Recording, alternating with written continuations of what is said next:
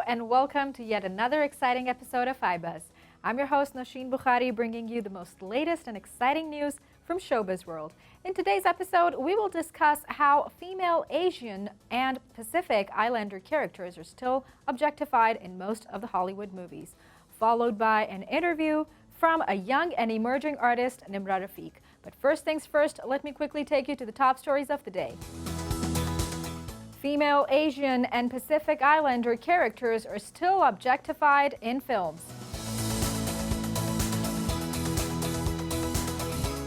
The Suicide Squad falls short of expectations.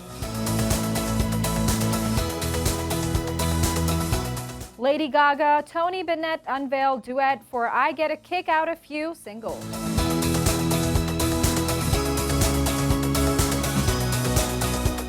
Arrest made in hit-and-run death of actress Lisa Barn.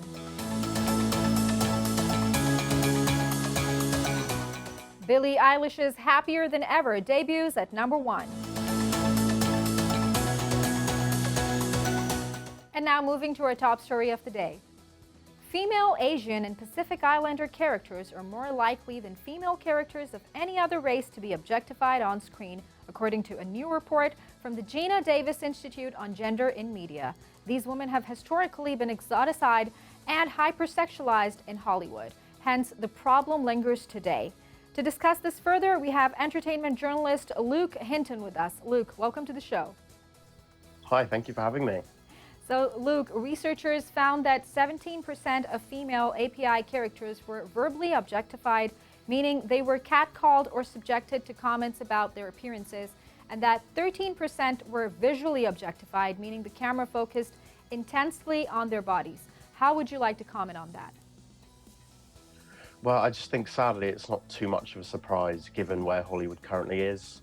I mean, if you look at current releases this year, we've seen quite a lot of progress for Asian men in Hollywood. We've got films like Shang-Chi coming out soon, Snake Eyes coming out soon, both prominently starring Asian men. But then I feel like on the other side of the coin, Asian women are being left behind in this representation. Right.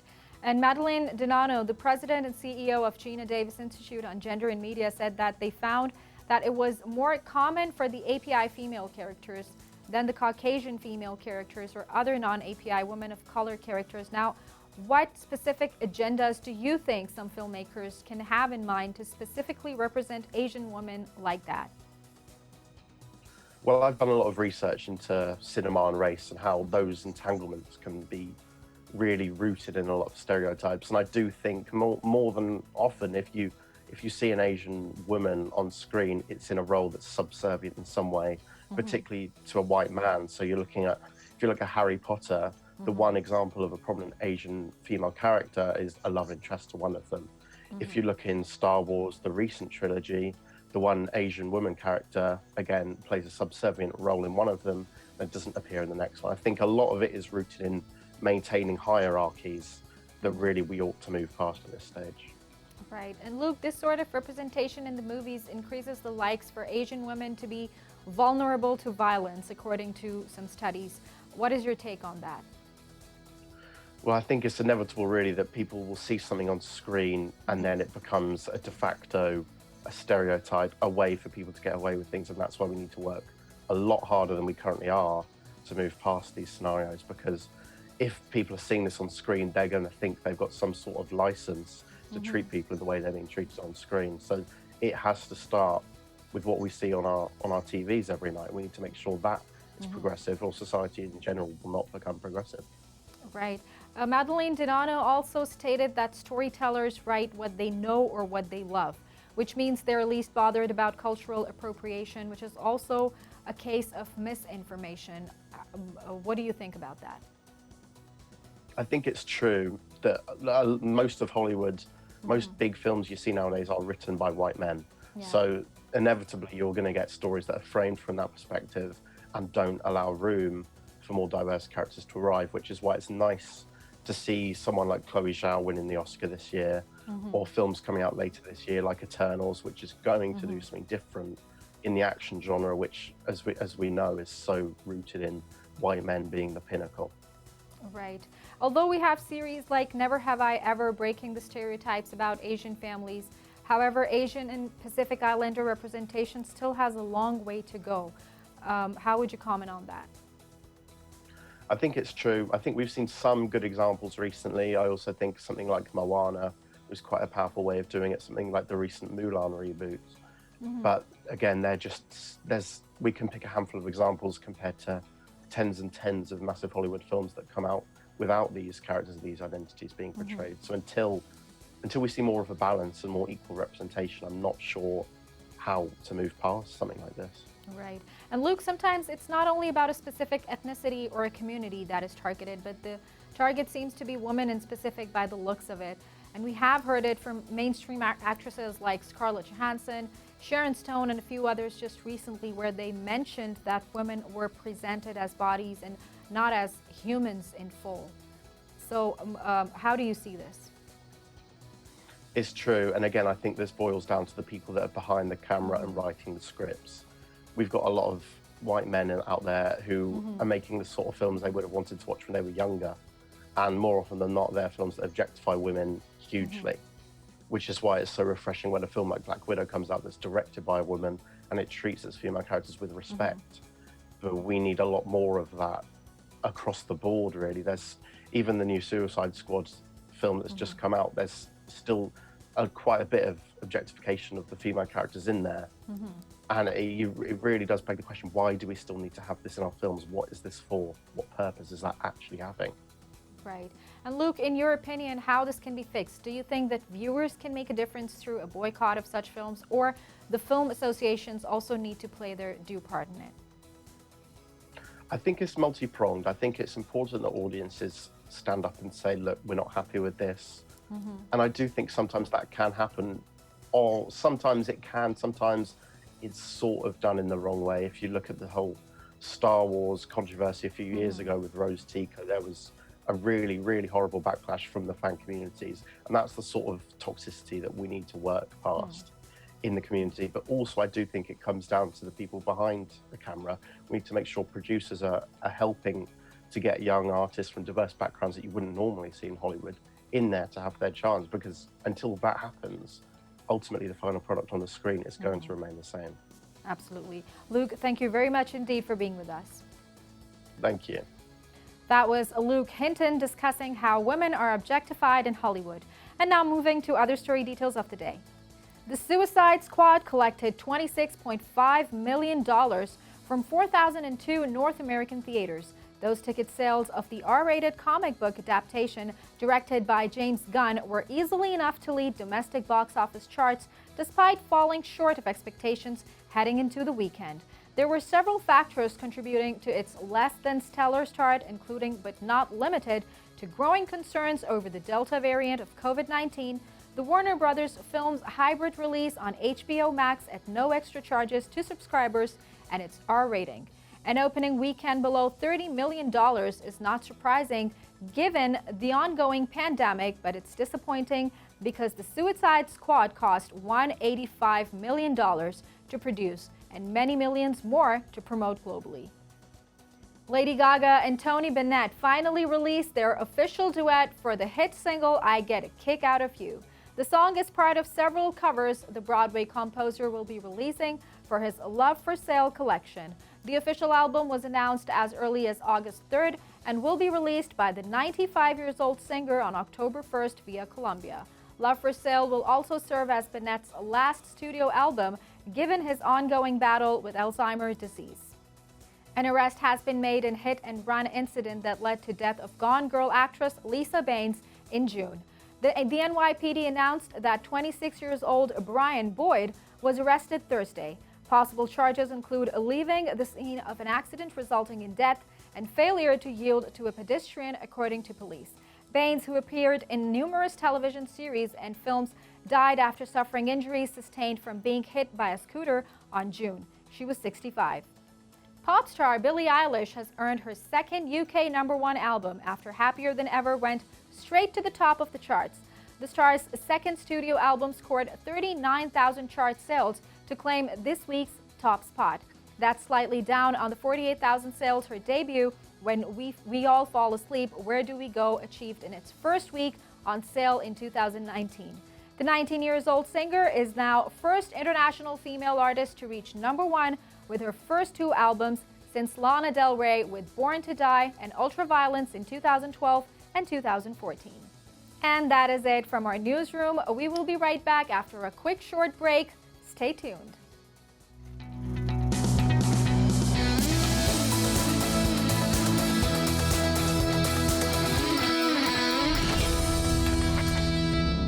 Welcome back. Lately, Pakistani female musicians have been busy breaking some stereotypes. From creating music to playing instruments, writing and producing songs, to rocking the stage with their amazing performances, these ladies are becoming a new sensation in the music industry.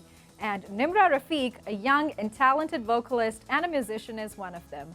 Nimra, welcome to the show. Thank you so much for having me. So Nimra, tell us about your journey being a female musician in Pakistan. Where did you start from, and where do you see yourself standing today?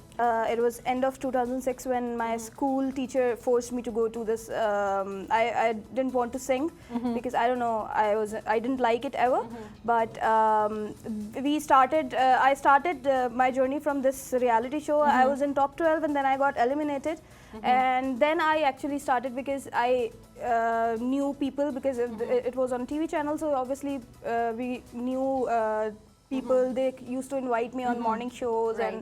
and then I did my first ever concert in for Air Force in 2010, I guess. Okay. Yeah, You and started very young. I was 17, 18 years old. That was my first concert ever, and then I just started performing, and Right. then I met this band, Sounds of Karachi, in 2015. Okay. Then I went on a lot of big music platforms in this country. So yeah, my journey started, and Right. it's still going. Yeah. Okay. And Nimra, what we have seen lately is that a lot of female vocalists are very much there, but it is very rare for them to be a musician. What is the case? I mean, what is the cause of not producing ample female musicians in the music industry of Pakistan, but we have like a lot of vocalists instead? Well, I think girls are afraid of something. I don't know what. Like, I am a vocalist. I started as a vocalist, but now I've started playing a little bit of guitar, a little bit of keys. I play cajon as well.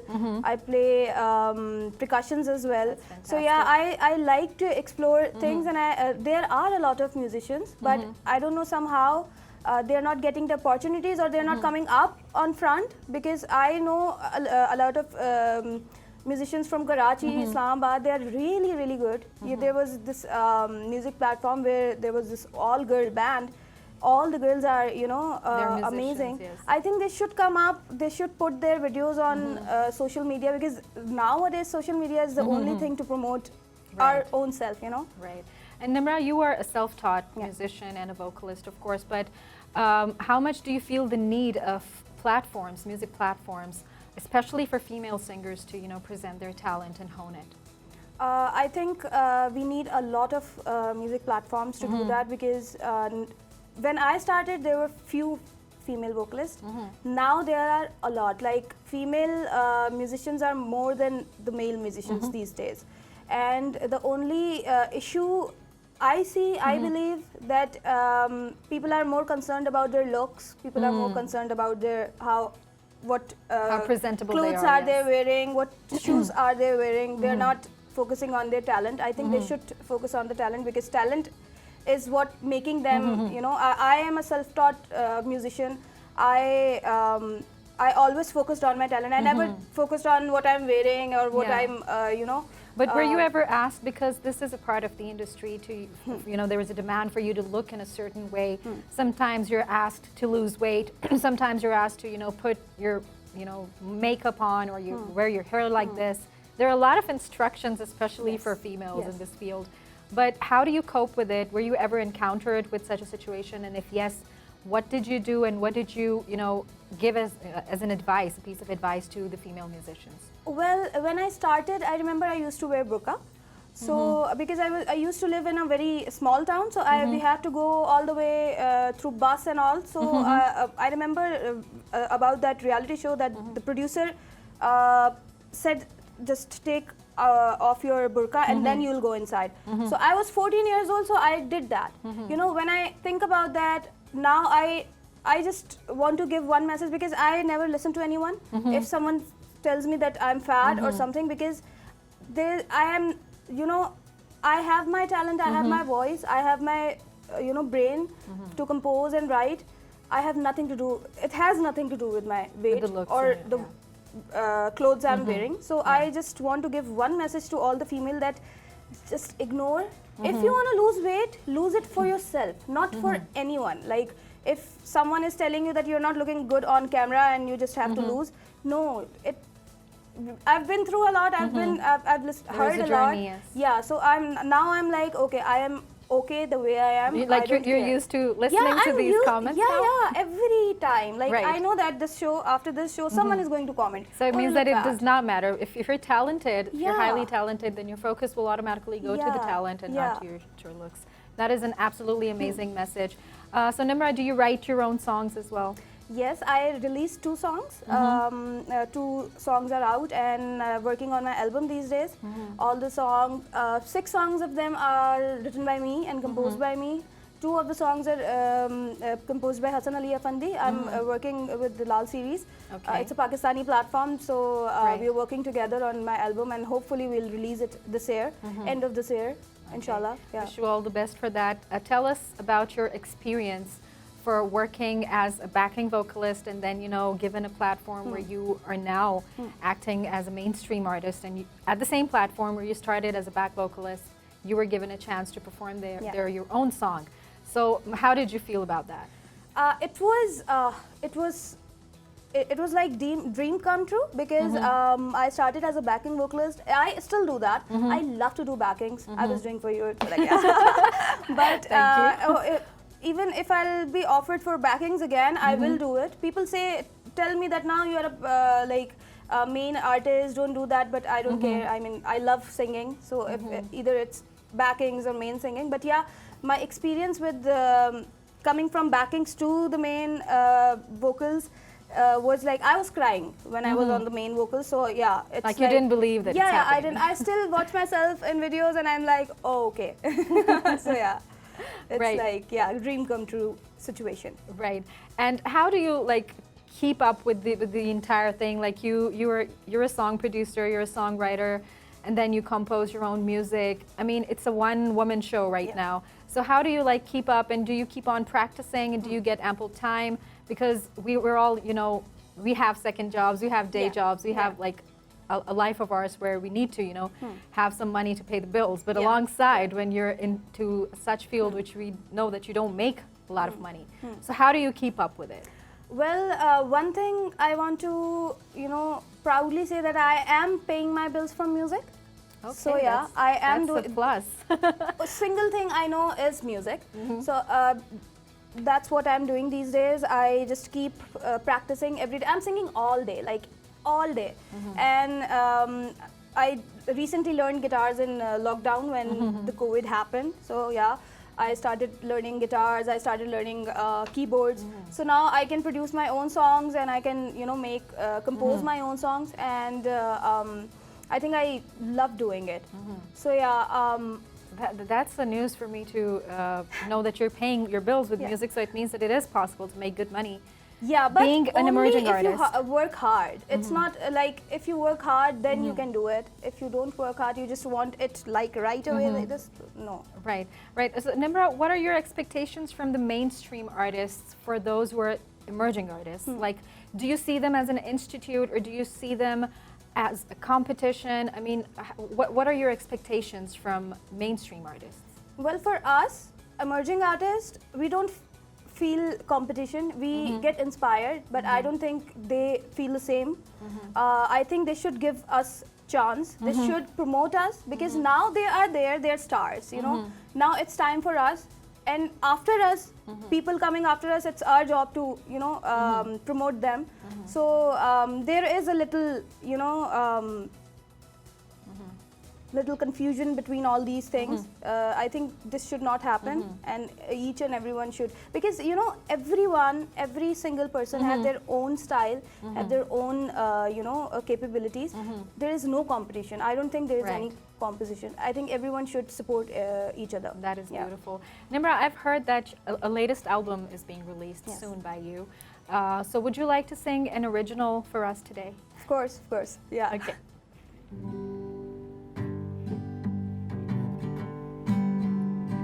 देखो हवा में आज कैसी हलचल है, देखो कि हर तरफ अलग ही उलझन है, आओ मिलके गाएं हम, खुशियाँ फैलाएं हम, वक्त ये हसीन है तो गम है किस बात का, प्यार फैलाओ हवा के संग गाओ, छोटी सी है जिंदगी, यूं न घबराओ थोड़ा सा मुस्कुराओ, लौट आएगी हर खुशी।